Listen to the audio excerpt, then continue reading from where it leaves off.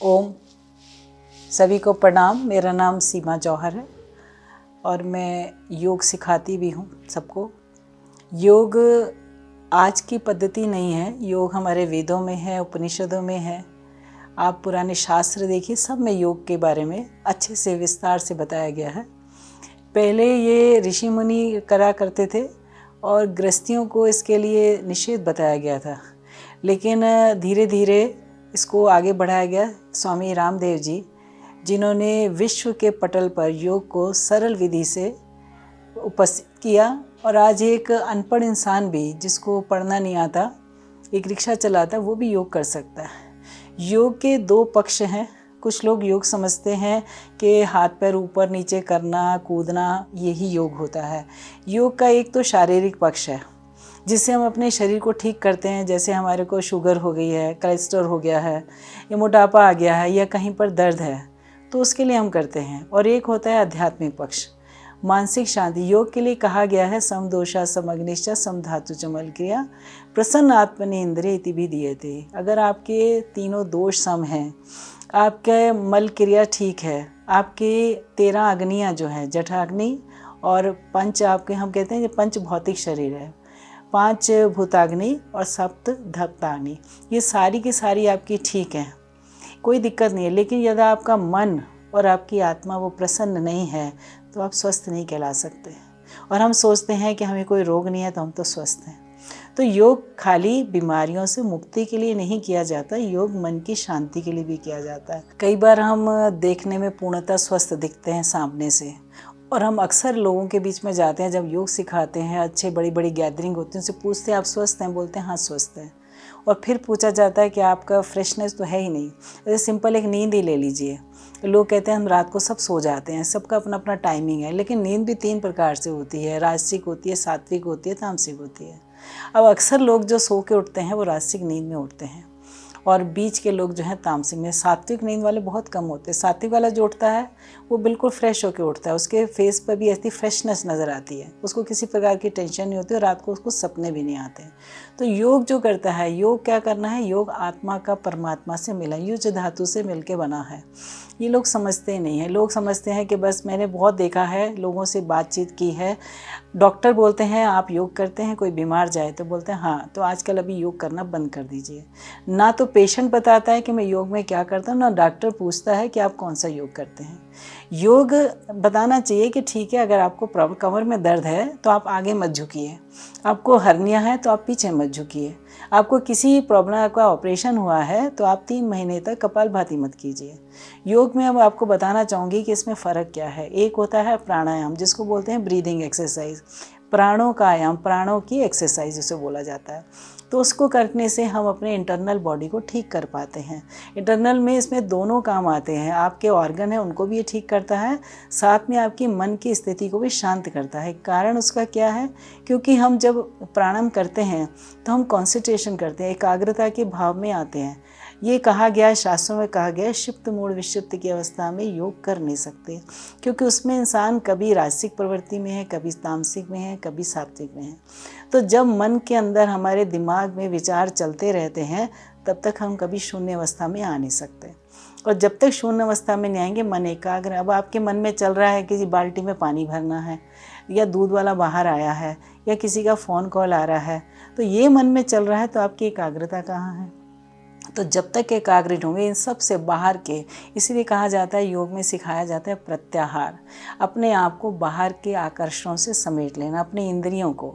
हमारी 10 इंद्रियां होती हैं, 5 कर्म इंद्रियां होती हैं, 5 ज्ञान इंद्रियां होती हैं। 5 कर्म इंद्रियों के जिससे काम किया जाता है, और ज्ञानेंद्रिय जिनसे, जो इसको ऑर्गन, ये सेंस ऑर्गन बोलते हैं। हमें पता चलता है कि अच्छा देखना चाहिए कि बुरा देखना चाहिए, कान बताते हैं सुनना क्या चाहिए, हमारी जीवा बताती है ये गंदा है, ये कड़वा है, ये जहरीला है, इसको खाना चाहिए कि नहीं चाहिए। त्वचा हमारी बताती है कि हमें किस चीज़ का स्पर्श ठीक है, या हमें जलन हो रही है, कुछ जल रहा है, कुछ चुभ रहा है। अगर ये सेंस ना हो तो हम तो फिर जल मर जाएंगे, हमें तो पता ही नहीं चलेगा। तो ये ज्ञान इंद्रियाँ, ये संसार के जितने आकर्षण हैं उनके पीछे भागते हैं, और इंसान क्या करता है, इनको तृप्त करता है। इनकी तृप्ति में लगा रहता है। आँख कहती है मुझे सीरियल देखना है, कहती है ठीक है देखिए। लेकिन जो योग करता है, जो प्रतिदिन प्राणायाम करता है, प्राणायाम अनेकों प्रकार के हैं, लेकिन स्वामी रामदेव जी ने इसके 8 प्राणायाम की एक श्रृंखला बनाई रिसर्च करके कि इसको कोई भी करेगा तो आध्यात्मिक यात्रा भी कर सकता है, अपने मन का आत्मसात परमात्मा के साथ करा सकता है, आत्मवेता बन सकता है। हम एक एक प्राणायाम करते हैं। कुछ लोग क्या करते हैं, अब आप सीधे छत पे जाइए, सीढ़ी छलांग लगाइए तो नीचे गिरेंगे आप। अगर धीरे धीरे एक एक स्टेप चढ़ेंगे तो आप ऊपर पहुंच जाएंगे। तो आप धीरे धीरे चलिए, भस्त्रिका प्राणायाम करिए, धीरे धीरे सांस अंदर लीजिए, सांस बाहर छोड़िए, डीप ब्रीदिंग करिए। आज इसकी क्यों आवश्यकता है? आज आपके घर में, हमारे घर में आप एसी है, सबके घर में फ्रिज है, टीवी है, वॉशिंग मशीन है, ब्लेंडर है, मिक्सी है, टोस्टर है, फिर वाईफाई सबसे ज़्यादा, फिर जितने घर के लोग हैं उतने मोबाइल हैं। ये सब रेडिएशन छोड़ते हैं। घर के अंदर कहा जाता है कि घर तो साफ़ सुथरा है और बाहर प्रदूषण है, लेकिन 80% प्रदूषण हमारे घर में है। इससे कैसे बचेंगे? तो जब तक हम योग नहीं करेंगे इससे नहीं बच सकते। बाहर तो आप नाक बंद कर लेंगे कि चलिए जी बैड ब्रीथ, जो गंदी हवा है उसको अंदर ना लें, तो अंदर से नहीं बच सकते। तो कम से कम यदि, क्योंकि देखिए ईश्वर ने ये मानव देह दिया है, बहुत ही सुंदर है, ये संसार भी बहुत सुंदर है, उसके लिए वैसी दृष्टि चाहिए। और सुना भी होगा, कहा जाता है जैसी दृष्टि वैसी सृष्टि। हम प्रसन्न हैं तो हमें भी सब प्रसन्न ही दिखाई देते हैं, हम दुखी हैं तो हमें लगता है सारा संसार दुखी है, सब बेकार है। हमको कोई कष्ट हो जाता है तो लगता है सभी कष्ट में है। ऐसा नहीं है। हम अपने आप, हमारे अंदर की, हम खुद, हमें कोई ना क्रोध दिला सकता है और ना ही कोई प्रसन्न कर सकता है। सब कुछ हमारे भीतर है। अपने भीतर को खोजते नहीं है, हम जाते हैं इधर से उधर। हम जब प्राणायाम करेंगे, आप भस्त्रिका करिए, फिर उसके बाद कपालभाति करिए। देखिए सिंपल सा तरीका, आप कपालभाति करते हैं तो आपके शरीर को 2 पार्ट में डिवाइड करिए, नाभि से नीचे, नाभि से ऊपर। आप कपालभाति करते हैं तो नाभि के नीचे जितने भी आपके ऑर्गन है, स्प्लीन है, इंटेस्टाइन है, लिवर है, पेनक्रियाज है, गॉल ब्लैडर है, किडनी है, स्टमक है, ये सब की एक्सरसाइज होती है। अगर हमें, जो पहाड़ पे लोग रहते हैं, लोग कहते हैं हम तो जी वैसे ऊपर चढ़ते हैं, इतनी चढ़ाई चढ़ते हैं, हमें आवश्यकता नहीं है। अगर ऐसी बात होती तो पहाड़ पे जो लोग रहते हैं, क्योंकि मैं पूरा भ्रमण करती हूँ, तो वहाँ पर जो रहते हैं उनको बीपी नहीं होना चाहिए, उनको कोलेस्ट्रॉल नहीं होना चाहिए, उनको शुगर नहीं होना चाहिए, उनको हो रहा है क्योंकि हम सिर्फ चढ़ाई चढ़ते हैं। तो हमारी सिर्फ टांगें चल रही हैं, हमारे इंटरनल जो ऑर्गन है उसकी कोई एक्सरसाइज नहीं हो रही है। तो उसके लिए हमें कपालभाति करना ही चाहिए। सांस नाक से छोड़ते हैं, पेट अंदर चला जाता है, 1 सेकेंड में 1 स्ट्रोक लगता है, कोई ज़्यादा टाइम भी नहीं लगता। 24 घंटे में से यदि हम 1 घंटा भी अपने ऊपर लगा लें तो हम अपने आप को स्वस्थ रह सकते हैं। मैंने आपको पहले भी बताया कि औसतन आयु ईश्वर ने हमें 100 वर्ष की दी है।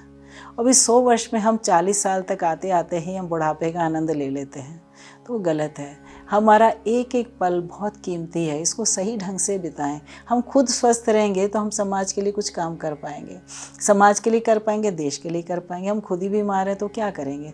अपनी ही बीमारी का पहले हल खोजते रहेंगे। तो हम इस समय को व्यर्थ ना करें। और सुबह का समय अच्छा होता है, प्रातःकालीन। कहा जाता है, आजकल तो मैं देखती हूँ कि लोग 8-8 बजे सो के उठते हैं, 9 बजे उठते हैं, 12 बजे सो के उठते हैं। तो सोने का जो है हमारा समय से सोइए, पहले से ही चला आया early to bed and early to rise. लेकिन अभी लोग जो है, रात्रि जो है उल्लुओं के लिए बनी है, उल्लू जागते हैं, लेकिन अब इंसान भी जागने लगा है, तो बीमारी क्यों नहीं आएगी? हमने रात को सोना चाहिए। और ऐसा नहीं है, कुछ लोग कहते हैं कि IIT की पढ़ाई करनी है, डॉक्टर की पढ़ाई करनी है तो रात को जागना पड़ता है। ऐसा बिल्कुल भी नहीं है। मैंने तो बहुत ऐसा देखा, मैंने अपने बच्चे भी पाले हैं, वो भी IITian हैं, लेकिन रात्रि को 10 साढ़े 10 के बाद कभी पढ़े नहीं हैं। सुबह उठिए 5 बजे, ब्रह्म मुहूर्त होता है। असली समय जो है आपका 4 बजे से 6 बजे तक का समय है, जो ब्रह्म मुहूर्त कहलाता है। उसमें जो उठता है उसकी सात्विक प्रवृत्ति रहती है।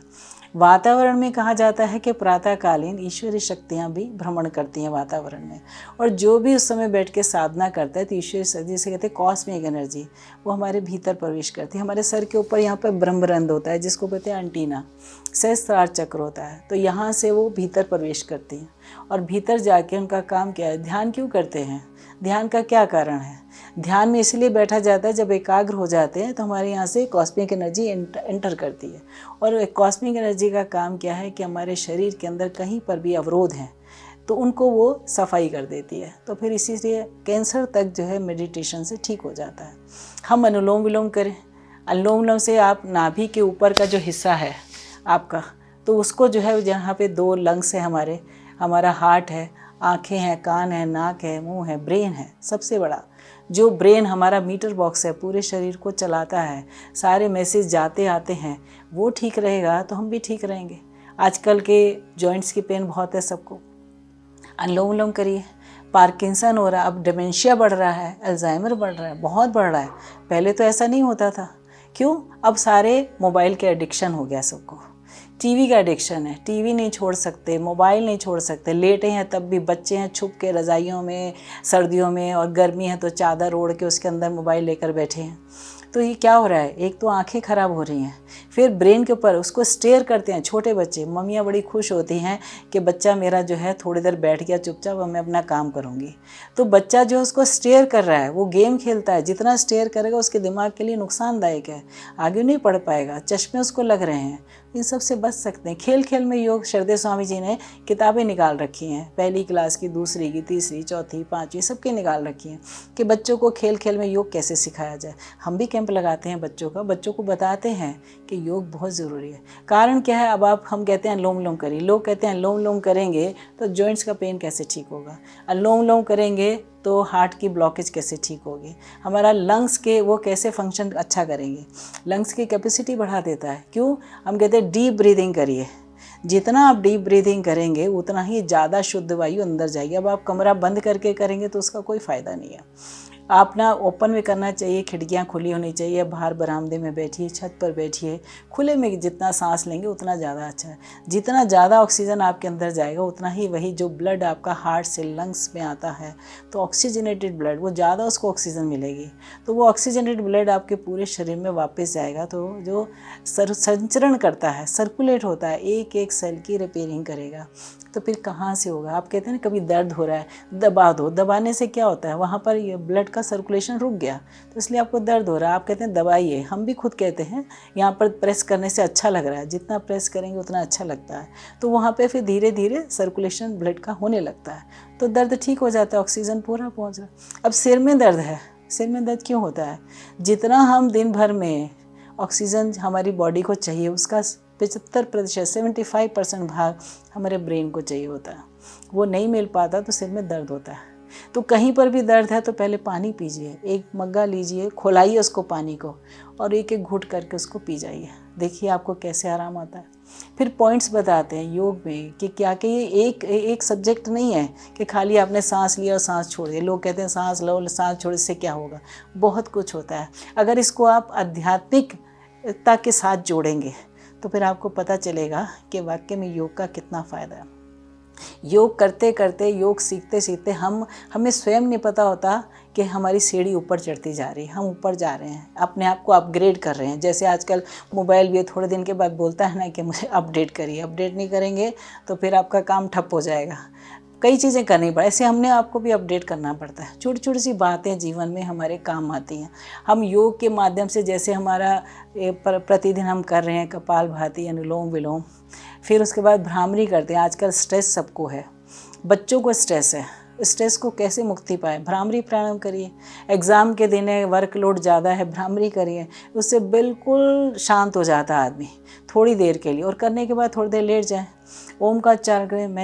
मैं खुद एक डिप्रेशन की, एक्यूट डिप्रेशन की पेशेंट थी। मुझे क्या नहीं था, बहुत कुछ मुझे रोग थे, फाइब्राइड मुझे थे, मैंने वो ठीक किए, सांस मैं नहीं ले सकती थी, चल मैं नहीं सकते थे, मेरा फिर हेड इंजरी हुई, मेरा एक्सीडेंट हो गया। डॉक्टर बोलते थे कि आपकी आंखें चली जाएंगी, आप कोमा में चली जाओगी, याददाश्त चली जाएगी। लेकिन तीसरे दिन जब मुझे होश आया, मैं नॉर्मल हुई, तो मैंने अनुलोम विलोम करना शुरू कर दिया। हाँ, मुझे 7 से 8 महीने लग गए ठीक होने में पूरी तरह से, लेकिन एक घंटा अनुलोम विलोम किया, उससे ठीक हो गई। फाइब्राइड थे, एक घंटा कपालभाति किया, फाइब्राइड सारे श्रिंक हो गए।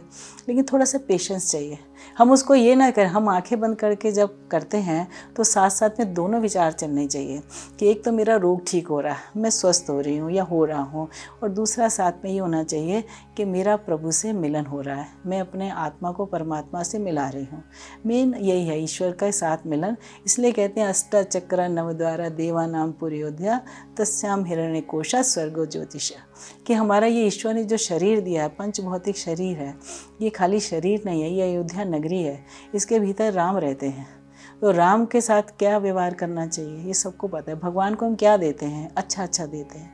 तो योग करते करते धीरे धीरे, तभी कहते हैं इसे कि तपोद्वंद्वम सहनम। हम जब योग करते हैं तो हमें सहना आ जाता है। सहना कैसे आता है? मान अपमान है, निंदा स्तुति है, इससे किसी का कोई फर्क नहीं पड़ता।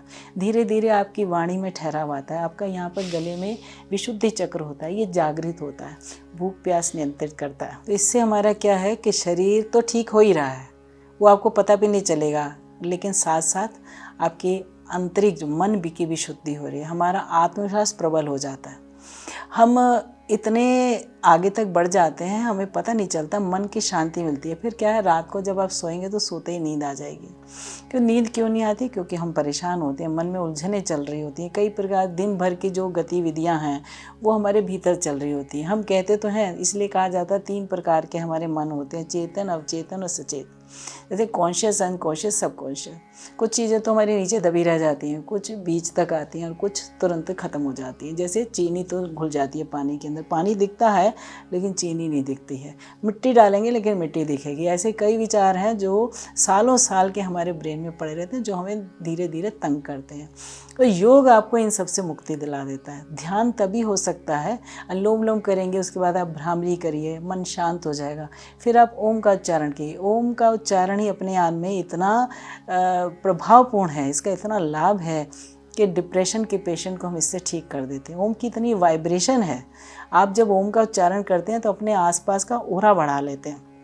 मैं एक बात कहना चाहूँगी आप सबसे कि जब भी आप योग करें, सर्वप्रथम थोड़ा सा ध्यान रखें, आपके नीचे गर्म कपड़ा होना चाहिए ताकि आपकी अर्थिंग ना हो, और आप ओम का उच्चारण करके बैठिए। 3 बार कम से कम करिए, तो जिससे आपके आसपास का अपना ओरा बढ़ जाए, आपके ऊपर वातावरण की जो नेगेटिविटी है उसका प्रभाव बिल्कुल ना पड़े। फिर आप प्राणायाम करिए और ये ध्यान करके करिए कि मैं सिर्फ अपने शरीर को ठीक ही नहीं कर रही या कर रहा हूँ, मैं आत्मा का परमात्मा से मिलाने के लिए प्रयास कर रहा हूँ, मैं उससे मिलना चाहता हूँ। मैं अभी कल ही सुन रही थी एक, तो बहुत अच्छा लगा कि हम मंदिर जाते हैं और मंदिर जाते हम क्या कहते हैं कि हम भगवान को मिलने जा रहे हैं। सभी लोग ऐसा कहते हैं। और कभी पहले ये सोचा है कि हमारा भगवान के साथ रिश्ता क्या है? जिससे रिश्ता, किसी के घर मिलने जाते हैं तो बताते हैं ना, अपनी मौसी के यहाँ जा रहे हैं, चाचा के जा रहे हैं, भाई के जा रहे हैं, फ्रेंड के जहाँ जा रहे हैं, ये बोला जाता है कि हम उसके यहाँ जा रहे हैं। लेकिन मंदिर में जाते समय हमें पता भी है भगवान तो सारे वहाँ पर बैठे हैं, कृष्ण जी भी हैं, राधा जी भी हैं, शिव जी भी हैं, हनुमान जी भी हैं, सब हैं। लेकिन हमारे भाव क्या, हमारा उनके साथ में रिश्ता क्या है? अभी तक तो हम रिश्ता ही नहीं स्थापित कर पाए, तो फिर मिलने किससे जा रहे हैं? तो जब हमें रिश्ता स्थापित नहीं है तो हमारा आपस में आदान प्रदान क्या होगा? हम उनसे क्या बोलेंगे और वो हमें क्या देंगे? है छोटी सी बात है लेकिन बहुत गहरी है। इस पर यदि विचार करें तो आपको हमें अंदर से उत्तर मिलेगा इसका। तो हम जब ये योग करते करते हम अष्टांग योग पढ़ाते हैं, तो अष्टांग योग में यही होता है, सत्य के ऊपर पालन करना धीरे धीरे प्रतिस्थापित हो जाता है। तो हम जो सोचते हैं, जैसा मन में चाहते हैं वैसा ही होता है, वो सात्विक। ऐसा नहीं कि हम कहेंगे हम उसका मर्डर कर दें, खून कर दें या उसका बुरा हो जाए, ये गलत है, ये नेगेटिव है। और योग करने वाला, योग का असली अर्थ लोग समझ नहीं पाते। योग ये आध्यात्मिक यात्रा है, ना कि शारीरिक यात्रा है। शारीरिक स्वास्थ्य तो देता ही देता है, साथ में मन को भी शांत करता है, हमारे विचारों को शांत करता है। हमें अंदर से ध्यानम निर्विषय मना, ध्यान करते समय मन के अंदर किसी प्रकार का भी विषय नहीं उठना चाहिए, विचार शून्य हो जाना चाहिए, तभी ध्यान लग सकता है। आपने कछुआ देखा होगा ना, कछुआ चलता है, अपने चारों पैर, हाथ पैर बाहर निकाल लेता है और जब सिमट के बैठता है तो अंदर कर लेता है, पता ही नहीं चलता इसके 2 पैर हैं, हाथ है भी कि नहीं है। उसी प्रकार से जो हमारी इंद्रियां हैं, 10 इंद्रियां हैं, इनको बाहर से समेट के अंदर करना, बाहर के संसार से उसको डिटैच कर लेना, इसी को कहते हैं विरक्ति। और इसीलिए कहा गया महर्षि पतंजलि ने, अभ्यास विराग्य तन्निरोधा।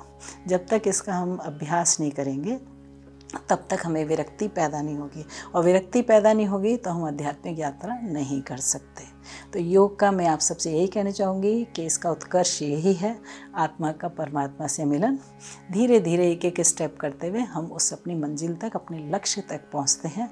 और आज के युग में सबको करना चाहिए, क्योंकि सब बहुत परेशान हैं। हम चाहते हैं, मेरा अपना व्यक्तिगत विचार है कि आप सब स्वस्थ रहें, प्रसन्न रहें, और इस संसार में आए हैं तो एक एक पल का आनंद लें। आप सभी को मेरा प्रणाम। ओम।